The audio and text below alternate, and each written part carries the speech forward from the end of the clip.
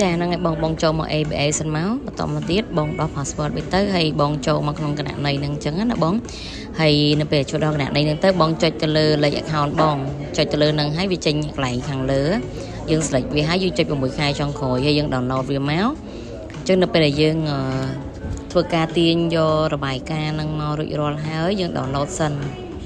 ចានៅពេលយើង download រួចអស់ហើយយើងចុចកន្លែង send file ហើយរកពាក្យ download ឲ្យយើងឃើញហើយអញ្ចឹងនៅពេលយើង download រួចរាល់វានឹង load ចូលទៅក្នុងfolder យើងដែលនៅខាងក្រៅវិញអញ្ចឹងណាបងនៅកន្លែង home screen អញ្ចឹងនៅពេលដែលបងចុចរកផ្ញើនៅក្នុងនេះក៏រកអត់ឃើញដែរបងចូលមក home screen វិញមក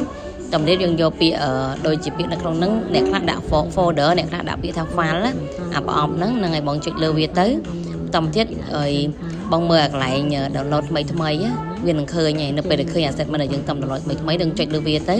ហើយបងយកពាក្យផ្ញើទៅវាផ្ញើចេញឲ្យបងមើលតាមហ្នឹងអញ្ចឹងណាបងអញ្ចឹងបង share មក Telegram បងមក Telegram មក Telegram បងផ្ញើមកពួកអ្នកគេ